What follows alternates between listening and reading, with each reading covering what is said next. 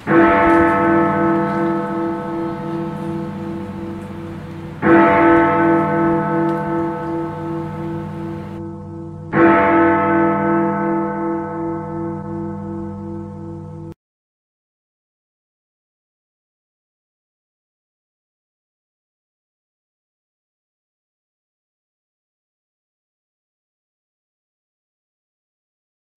malam Bapak Ibu Saudara.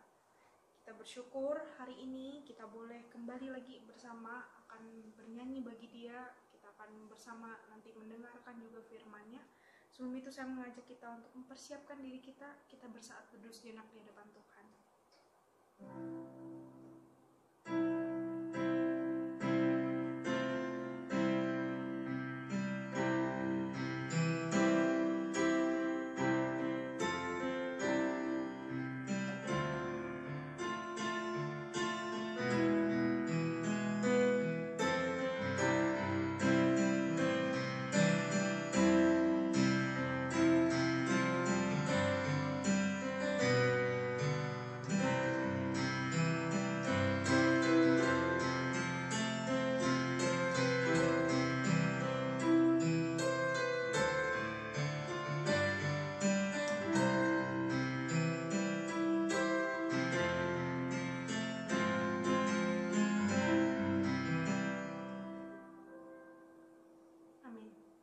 Bapak Saudara, pandemi ini membuat kita hanya boleh beribadah di rumah kita masing-masing.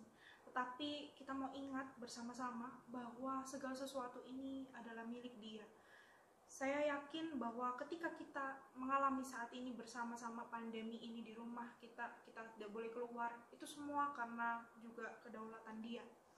Dan inilah memang dunianya. Ini dunia Bapa. Ini dunia miliknya. Dan Dia yang berdaulat atas dunia ini, dan kita berdoa semoga Tuhan juga boleh terus menolong bangsa kita, menolong dunia ini untuk keluar dari pandemi ini dan kita kembali beraktivitas seperti biasanya. Kita mau bersama-sama pujikan KPPK nomor 64. Kita mau mengingat bahwa ini dunia Bapa, dan baiklah kita tenang di dalam naungannya.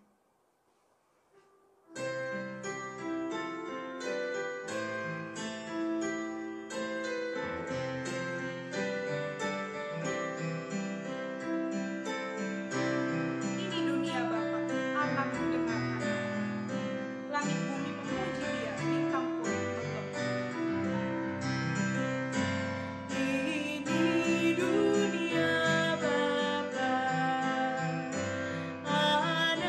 dengarkan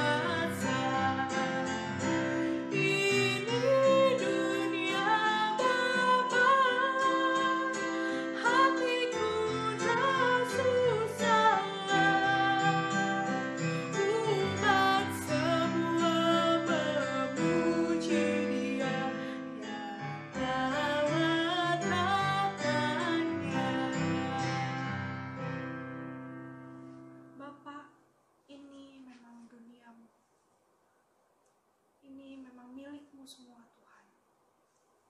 Ketika kami saat ini beribadah di rumah kami masing-masing karena pandemi, kami ingin percaya bahwa Tuhan pun berdaulat akan virus ini. Tuhan yang menyertai kami pun di dalam kehidupan kami, kami percaya mampu menolong kami, dunia ini, untuk keluar dari pandemi ini bersama-sama. Tuhan, saat ini kami juga menyerahkan ibadah malam kami ke dalam tangan Tuhan, ibadah firman dan doa ini. Tuhan yang tolong dari awal, pertengahan hingga akhirnya, agar semuanya boleh berjalan dengan baik. Terima kasih Tuhan, terima kasih. Kami berdoa dan bersyukur menyerahkan doa kami dan ibadah ini dalam tangan-Mu. Amin. Sebelum kita bersama-sama mendengarkan firman Tuhan, mari kita juga mempersiapkan hati kita, Bapak Ibu Saudara, karena kita tahu yang kita percaya. Kita tahu kepada siapa kita percayakan hidup kita. Dia yang mampu memelihara semuanya sampai pada akhirnya. Ku tahu yang ku percaya. KPPK 220.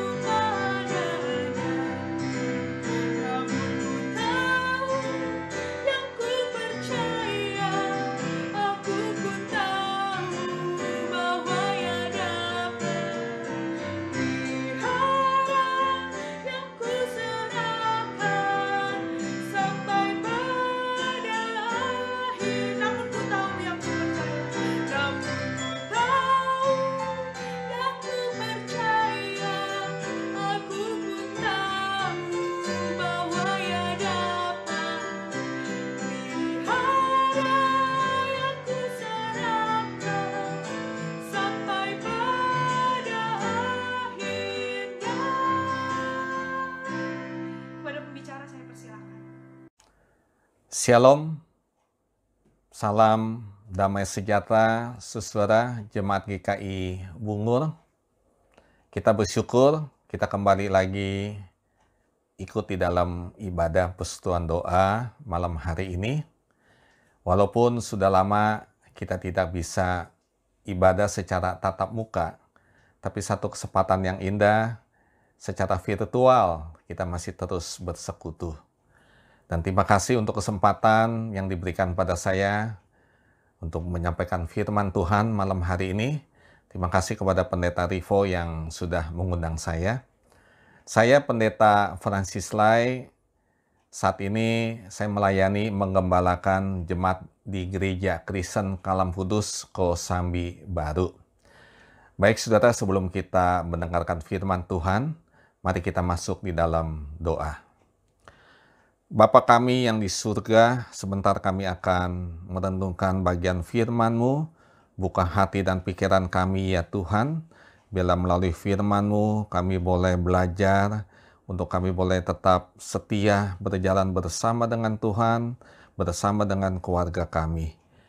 Berkati pakailah hamba-Mu ini. Di dalam nama Tuhan Yesus yang hidup kami berdoa. Amin. Saudara, saya akan bacakan satu bagian firman Tuhan di dalam Injil Matius pasalnya yang ke-7, ayatnya yang ke-24 sampai ayatnya yang ke-27. Injil Matius pasalnya yang ke-7, ayat yang ke-24 sampai ayatnya yang ke-27.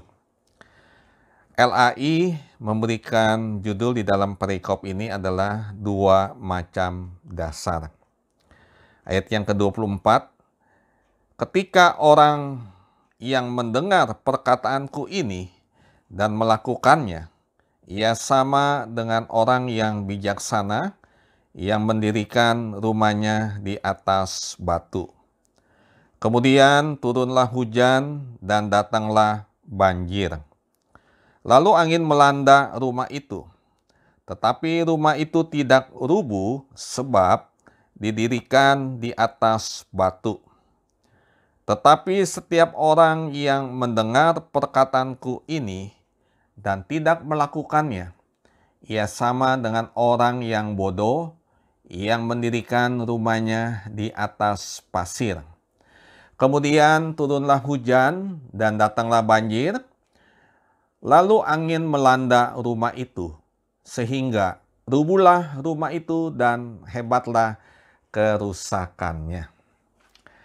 Saudara, hari-hari terakhir ini banyak orang di dunia mengalami kekhawatiran, kecemasan, ketakutan, kebingungan, termasuk kita yang ada di Indonesia, yaitu dengan adanya virus corona. Entah sampai kapan, kita nggak ada yang tahu, saudara. Ya, mau mungkin tahun depan atau 2 tahun lagi atau berapa lama ya virus ini akan terus ada. Walaupun banyak negara di dunia, termasuk Indonesia, terus mengusahakan vaksin untuk mengatasi virus corona. Persoalan yang paling sering ditemui akibat hari-hari ini, saudara, ya, hari-hari ini adalah yaitu apa? Masalah finansial, ya, ekonomi. Di mana banyak orang yang bingung. Nah, banyak negara di dunia juga yang sudah menyatakan resesi ekonomi. Kita nggak tahu Indonesia, apakah nanti akan mengalaminya juga. Saudara-saudara, banyak orang yang saat ini juga bingung, ya, khawatir, biaya anak sekolah, banyak usahawan, pedagang yang tidak seperti dulu, ya, dagangannya bisa ramai, omsetnya baik, ya, tetapi sekarang merosot tajam. Dan juga yang bekerja tidak sedikit orang yang di PHK.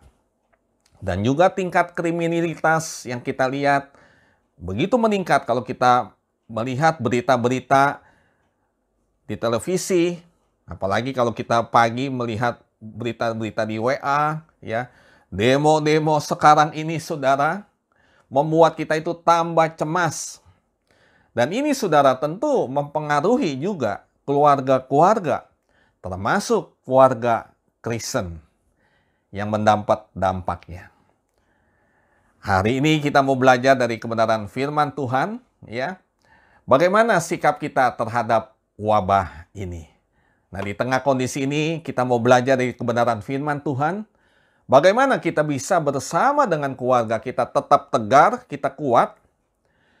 Kalau kita lihat di dalam Alkitab, di sini kita melihat, ya, pengajaran Yesus menggambarkan kisah membangun rumah di atas dua macam dasar yang berbeda, serta angin dan banjir yang melandanya. Kita perhatikan di sini. Mengapa Tuhan Yesus menggambarkan, melukiskan melalui rumah? Saudara, saya percaya mempunyai rumah merupakan dambaan bagi semua orang, ya, termasuk saya. Sejak orang yang bekerja, khususnya mereka yang pasangan suami istri yang membangun rumah tangga, saya percaya mereka juga ingin memiliki rumah yang permanen, dan ini merupakan dambaan. Walaupun rumahnya kecil, sederhana, Tapi kalau udah punya rumah sendiri, saudara, wah itu rasanya lebih tenang. Nah, mengapa rumah menjadi satu dambaan bagi banyak orang? Karena rumah diharapkan bisa memberikan ketenangan, kesejukan, kebahagiaan hidup bagi penghuninya, bagi anggota yang tinggal di rumah. Sehingga nggak heran banyak orang yang berusaha untuk memilikinya, saudara. Ya mungkin dengan cara menabung, ya. Menabung bertahun-tahun untuk bisa memberikan DP, ya. Atau dengan cara mencicil melalui KPR, atau juga mengusahakan pinjaman ke famili, keluarga, saudara yang lain. Orang yang memiliki uang yang cukup, ya, punya rumah, mungkin bisa melengkapinya dengan berbagai macam fasilitas. Seperti desain rumah yang mewah, setiap ruangan ber-AC, ya, banyak kamar, ada fasilitas kolam berenang, ruangan karaoke, dan sebagainya. Agar apa? Agar semua penghuni bisa menikmatinya. Nah, di tengah kondisi ini, saudara, kita mau belajar dari kebenaran firman Tuhan. Bagaimana kita bersama dengan keluarga di dalam situasi kondisi seperti ini, kita tetap tegar dan kuat. Nah, di dalam Injil Matius pasal yang ke-7, digambarkan dua orang yang sama-sama dikatakan membangun rumah. Yang satu membangun di atas dasar batu, ya, sedangkan yang lain di sini membangun di atas pasir. Kemudian mereka mengalami hal yang sama, datanglah hujan, banjir, lalu angin melanda rumah itu. Tapi kita melihat, saudara, di sini perbedaannya. Terlihat pada waktu kapan? Yaitu saat badai datang. Nah, rumah yang dibangun di atas batu dikatakan tetap tegar, ya, karena punya pondasi yang kuat. Tetapi yang dibangun di atas pasir dikatakan rubuh dan hebatlah kerusakannya. Dan setiap orang yang mendengar firman Allah dan melakukannya digambarkan seperti orang yang membangun rumah di atas batu, dan orang ini disebut sebagai orang yang bijaksana. Tetapi yang mendengar firman Allah tetapi tidak melakukannya digambarkan dengan orang yang membangun rumah di atas pasir, dan mereka disebut sebagai orang bodoh. Bagaimana dengan rumah yang sedang kita bangun selama ini? Di dalam konteks keluarga kita, apakah di atas batu atau pasir? Prinsip penting di dalam nats ini dikatakan yaitu apa, saudara? Melakukan firman Allah. Jadi bukan seberapa banyak mengetahui dan mempelajari firman Allah. Mengetahui dan mempelajari firman Allah belum tentu, ya, berarti pasti melakukannya dengan baik kalau dia tidak mempraktekkannya. Kita perhatikan di sini di dalam nas yang tadi kita baca, ada kata hujan, banjir. Di sini, saudara, melukiskan banjir, hujan tentang masalah, persoalan, kesulitan yang sedang terjadi. Dan memang tentu banyak hal saat kondisi ini juga dialami oleh keluarga-keluarga, ya. Tadi kebutuhan hidup, ya, yang tidak seperti dulu, usaha merosot, memikirkan biaya anak sekolah, pekerjaan tidak seperti dulu, dan usaha, ya, tidak seramai sebelum adanya pandemi. Dan memang virus corona yang melanda dunia dan Indonesia saat ini itu merupakan satu masalah global yang sedang terjadi. Dan inilah yang dikatakan telah menjadi pandemi, dan kita nggak tahu kapan berakhir.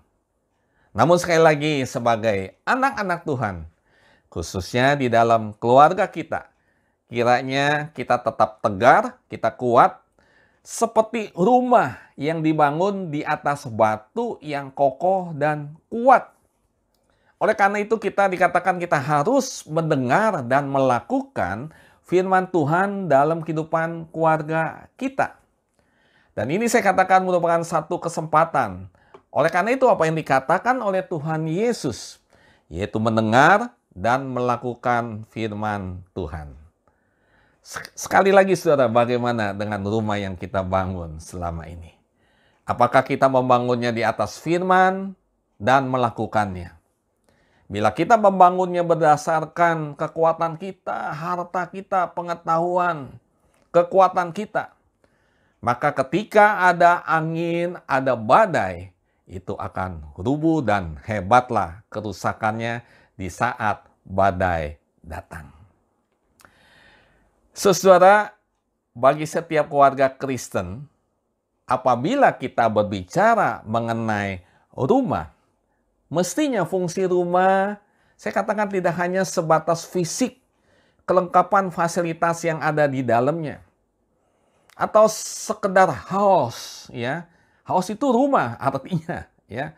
Dalam arti rumah secara bentuk penampilan. Akan tetapi yang terpenting, nilai sebuah rumah adalah sikap hidup setiap pribadi yang ada di dalamnya. Yang membuat rumah itu menjadi sebuah home. Artinya rumah juga. Tetapi beda, saudara. Home menunjuk pada suasana kehidupan yang ada di dalam rumah kita. Yang membuat setiap pribadi di dalamnya bertumbuh di dalam iman dan relasi antar pribadi satu dengan yang lain. Nah, oleh sebab itu bagi kita untuk memahaminya apa yang menjadi fungsi bagi setiap keluarga Kristen, yaitu apa? Tercipta home yang di dalamnya. Saudara, setiap orang dikatakan yang mendengar firman Allah dan melakukannya. Mereka jugalah yang disebut membangun rumah di atas batu. Bagaimana hal ini diterapkan di dalam keluarga? Sekali lagi saudara, ini hal yang penting yang kita bicara pada malam hari ini. Kita harus menjadikan rumah kita ya sebagai home, bukan house. Bukan rumah penampilan, bukan rumah bentuk walaupun besar, ya. Desain yang bagus, interior yang bagus. Tetapi kalau tidak ada cinta kasih, ya. Kalau satu dengan yang lain hanya melihat rumah saya itu bagus loh, ya. Tetapi di dalamnya tidak ada suasana rumah itu bagi keluarga, yaitu home. Oleh karena itu kita harus menjadikan rumah kita sebagai home, bukan house. Dan saya percaya saudara, ketika kita mendengar dan melakukan kebenaran firman Tuhan, maka kita bisa menjadikan rumah kita menjadi home. Selama ini kesibukan seringkali menyita waktu, ya. Sehingga waktu bersama dengan keluarga kita rasakan sangat minim. Apalagi sebelum masa pandemi, ya. Nah, kalau Tuhan mengizinkan saat ini kita rasakan ada di dalam kondisi seperti ini. Nah, saudara, justru inilah satu waktu yang penting. Satu kesempatan. Kenapa? Karena kita banyak waktu bersama dengan keluarga kita. Mungkin hari ini masih ada orang yang bekerja. Masih ada orang yang usaha. Tetapi secara waktu kita masih banyak kesempatan. Nah, oleh karena itu malam hari ini kita mau belajar bagaimana kita menjadikan rumah kita menjadi home.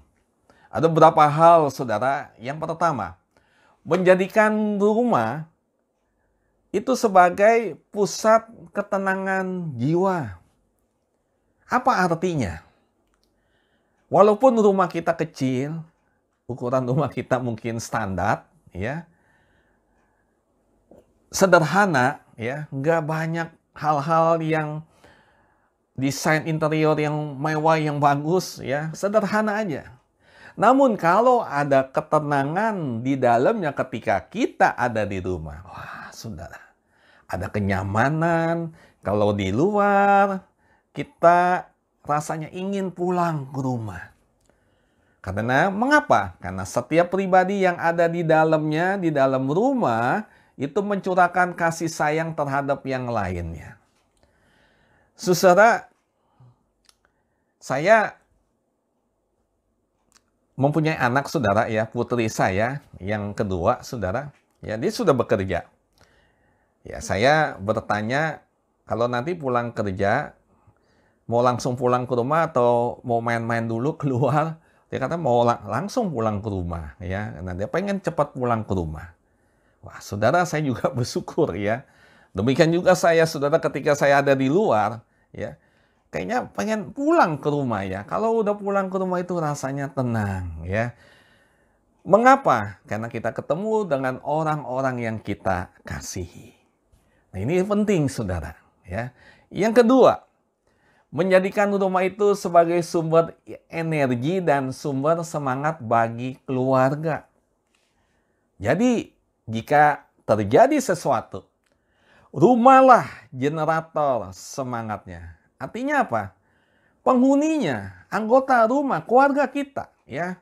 Misalnya, saudara, jika anggota keluarga kita, baik pasangan kita, anak-anak kita, ya, maka saatnya kita ini menjadi motivator ketika mereka ada di dalam pergumulan, ada masalah.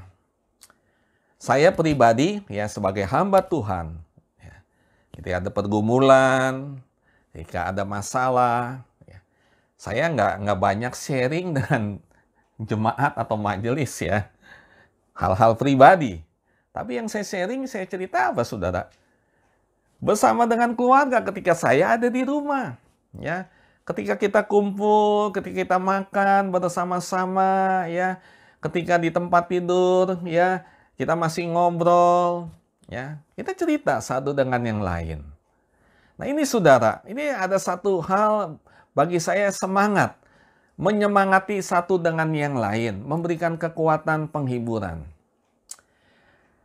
Saya punya kebiasaan, ya, ini memang saya lakukan dari anak saya tuh masih kecil. Bahkan dari sejak kandungan kami sudah mendoakan, ya, ketika anak-anak kami itu masih ada di dalam kandungan, ya. Sekarang anak saya sudah besar, ya. Yang besar sudah menikah, ya, sudah punya suami, ya. Ketika dulu, saudara, ya, mulai dari kandungan sampai hari ini ada satu kebiasaan, ya. Saya selalu mendoakan anak-anak saya. Ya, dia mau pergi sekolah, saya doakan. Sampai sekarang besar, ya. Bahkan kalau yang besar datang bersama suaminya, ya, ketika pulang saya tetap doakan, ya. Anak saya mau bekerja, saya doakan, saya berikan tumpangan tangan. Wah, saudara, ini memberikan satu apa, saudara? Sumber energi semangat bagi anak-anak kita. Oleh karena itu, saudara, doakanlah anak-anak kita. Doakan, tumpangkan tangan, ya. Anak kita mau pergi, mau apa? Apa, saudara? Doa orang tua itu manjur loh, ya. Tuhan dengar doa yang keluar dari mulut orang kita sebagai orang tua kepada anak-anaknya. Nah, ini, saudara. Nah, yang ketiga, ya, bagaimana kita menjadikan rumah kita sebagai home? Yaitu apa? Menjadikan fungsi rumah bagi keluarga adalah sebagai cermin. Nah, saudara, tidak ada tempat yang paling aman untuk mengoreksi kecuali di rumah. Artinya gini, bila pasangan atau suami istri saling koreksi, memberikan masukan, begitu juga dengan anak-anak kita. Wah, saudara, kalau kita dikoreksi oleh orang lain, ya, biasanya kalau kata-kata kalimatnya itu nggak tepat, nggak nyaman, membuat kita tuh bisa luka hati loh. Betul nggak?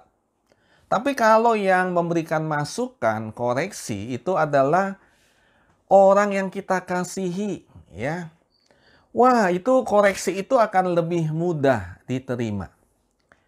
Saya setiap kali di dalam pelayanan atau selesai berkhotbah, ya, di gereja, ya, saya selalu tanya kepada anak saya, istri saya, bagaimana tadi? Apakah ada masukan? Wah, saudara, Mereka kasih masukan dengan tulus, dengan tidak apa pura-pura, tidak saudara, tapi dengan tulus ya. Wah, tadi papa ngomongnya ada kecepatan, tadi begini ya, ada kalimat yang salah. Wah saudara, saya menerimanya dengan sukacita. Ya inilah saudara, oleh sebab itu rumah tangga, keluarga kita adalah kolektor yang paling aman dan nyaman bagi kita. Dan yang keempat, bagaimana kita menjadikan rumah kita sebagai home ya keluarga kita. Yaitu menjadi satu tempat sinergi yang saling melengkapi. Rumah yang nyaman adalah ketika setiap pribadi yang ada di dalamnya itu saling melengkapi terhadap yang lain. Ketika saling melengkapi, maka sinergi antar anggota itu tercipta. Di dalam keluarga tidak akan ada anggota keluarga yang merasa terasing, merasa lonely, ya. Dan sebaliknya akan terus mengalami kekuatan sukacita di dalam menjalani kehidupan yang dialami. Saling melengkapi, saudara. Saudara, saya dengan istri itu berbeda, ya. Saya lebih kepada apa ya?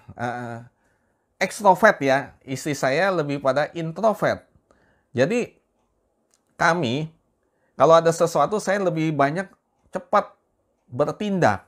Tapi kalau istri saya tenang. Nah, kedua anak saya, putri saya juga beda. Satu dengan yang lain beda-beda, saudara. Nah, ini yang saling melengkapi. Ya. Saya bukan orang yang mendetail secara sesuatu hal ya. Tetapi istri saya mendetail. Nah, saya maaf aja saudara, kalau sekarang teknologi IT, saya kurang begitu paham. Tapi anak saya, ya, wah dia bisa luar biasa. Jadi ada apa-apa, ya saya bisa tanya anak saya ini gimana caranya nih, ya. Nah saudara, inilah ya untuk bisa kita saling melengkapi. Dan yang terakhir sudah menjadikan rumah itu adalah sarana bagi terjadinya perjumpaan dengan Tuhan. Wah, ini saudara poin yang sangat penting di dalam kehidupan keluarga kita. Pada akhirnya jangan lupakan bahwa rumah kita yang itu harus menjadi sarana pendidikan iman yang utama, yang pertama bagi setiap anggota keluarga. Keluarga kita harus menjadi tempat pembibitan dan pematangan iman yang utama bagi semua anggota keluarga. Oleh sebab itu penting di dalam keluarga, orang tua harus menjadi penerus obor iman kepada anak-anak. Ketekunan beribadah merupakan keteladanan hidup berdasarkan iman kepada Yesus Kristus. Jika demikian, rumah kita, saya percaya akan menjadi home. Suasana yang indah, ada cinta kasih, bukan hanya sekedar house, bentuk rumahnya saja, ya. Tapi suasana kehidupan bersama yang saling membangun, mengasihi, saling memberi yang terbaik, dan sebagainya. Saudara, saya ingat sekali ketika kami baru menikah, ya saya baru nikah, baru selesai sekolah teologi. Istri saya melayani di satu gereja dan saya di gereja lain. Kami tidak sama-sama. Dan kami waktu itu tinggal di tempat kos. Kalau nggak salah di daerah Selipi ya, saya masih ingat. Ketika saya jemput istri saya ya di satu pelayan dan dia udah selesai malam, lalu saya pulang dengan naik sepeda motor. Kami kalau pulangnya sore ya atau agak malam, itu ada langganan saya tuh di dekat tempat kos ya, di gang, saudara. Itu langganan apa? Warteg ya, beli warteg. Waktu itu relatif masih murah.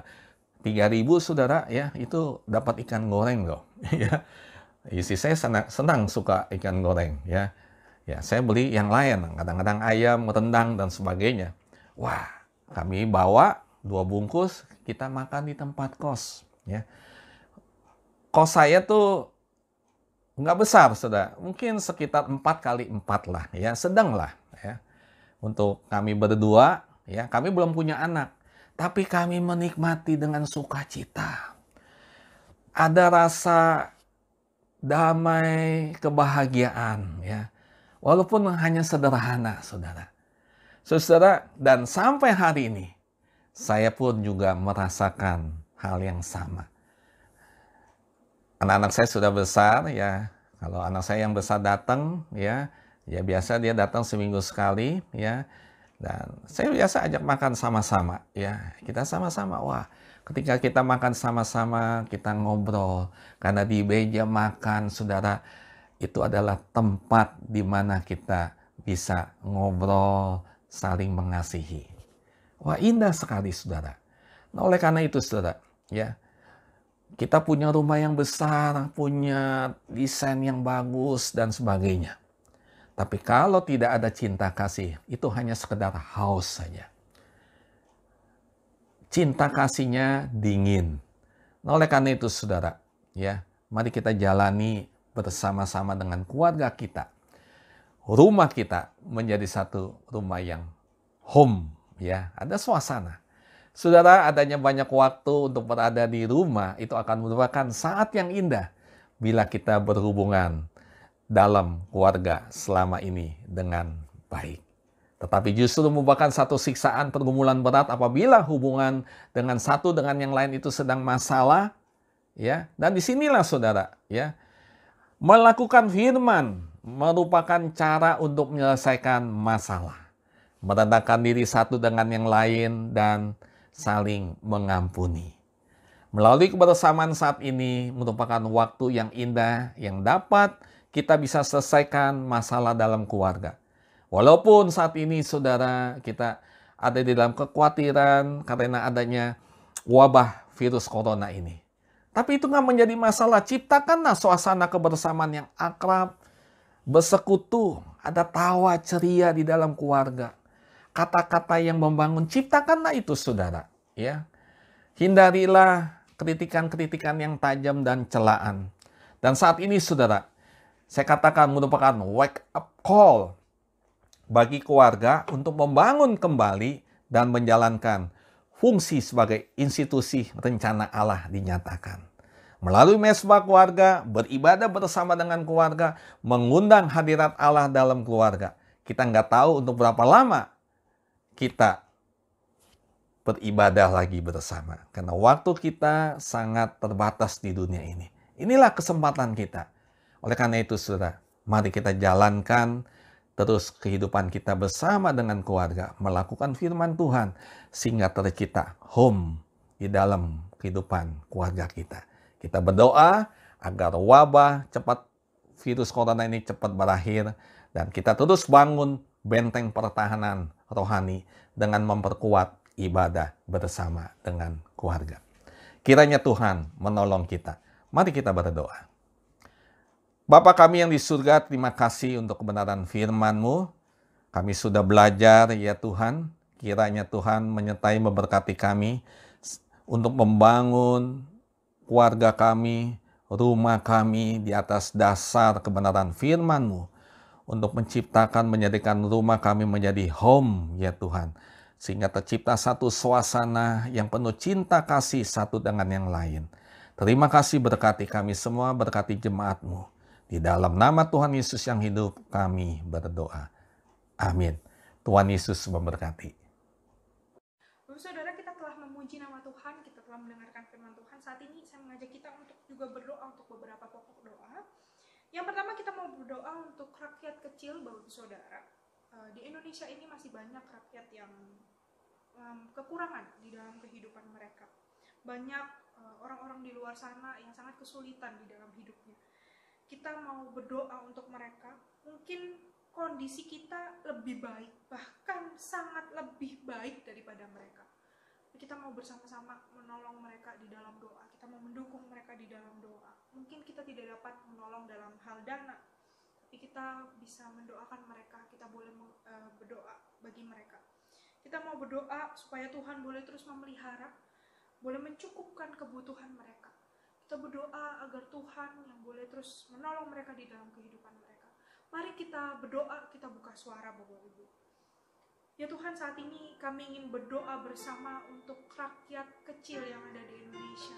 Tuhan, kami mungkin keadaannya lebih baik daripada mereka, atau bahkan sangat lebih baik daripada mereka.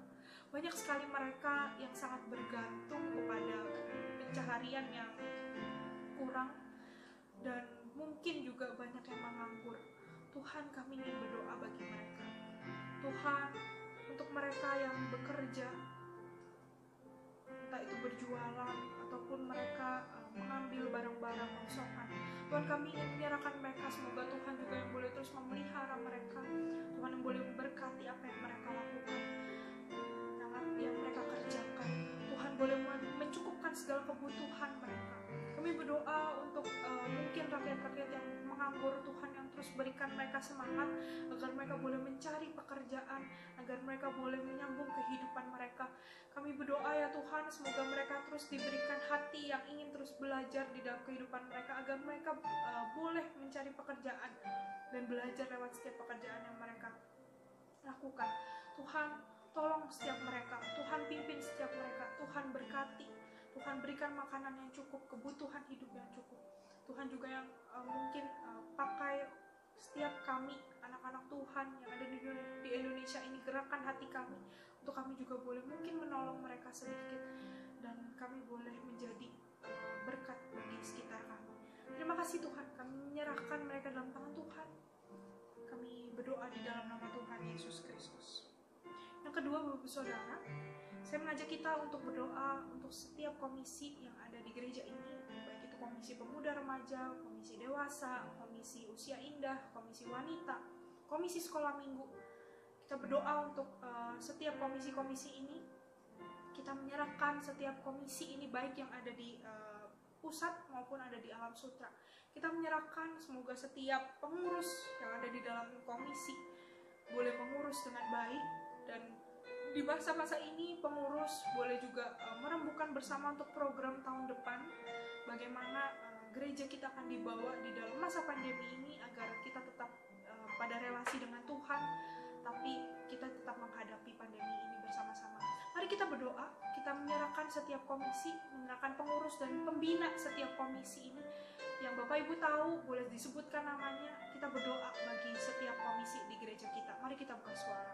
Tuhan, saat ini kami juga yang berdoa, Tuhan, menyerahkan untuk setiap komisi yang ada di gereja kami, untuk komisi sekolah minggu, untuk komisi pemuda, komisi remaja, komisi wanita, komisi dewasa, komisi usia indah, baik yang ada di pusat, Bapak Saudara, di Bungur, Tuhan, juga yang ada di Alam Sutra. Tuhan, kami menyerahkan ke dalam tangan Tuhan.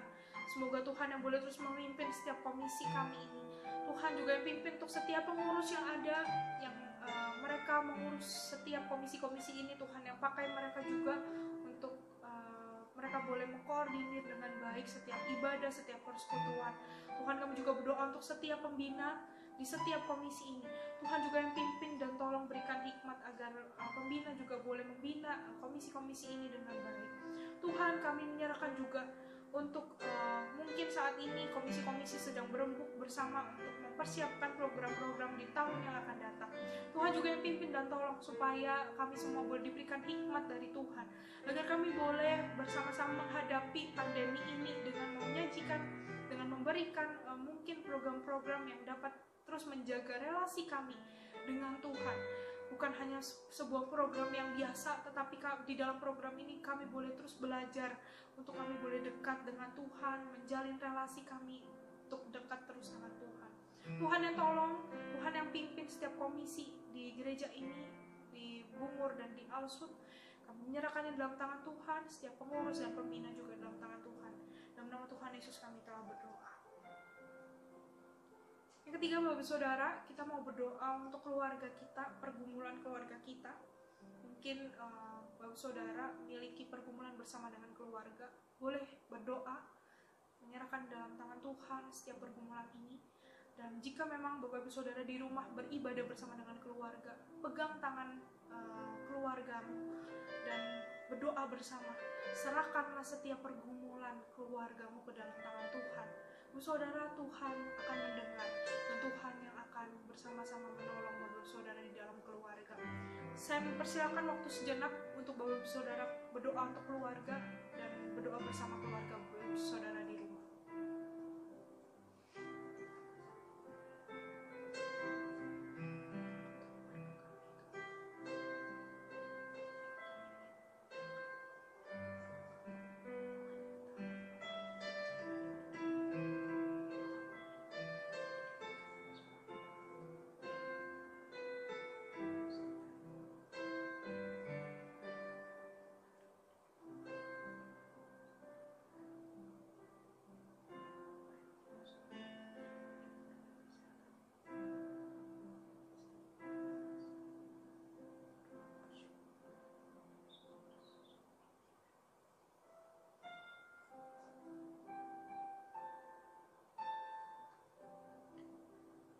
terima kasih malam hari ini kami boleh berdoa bersama-sama.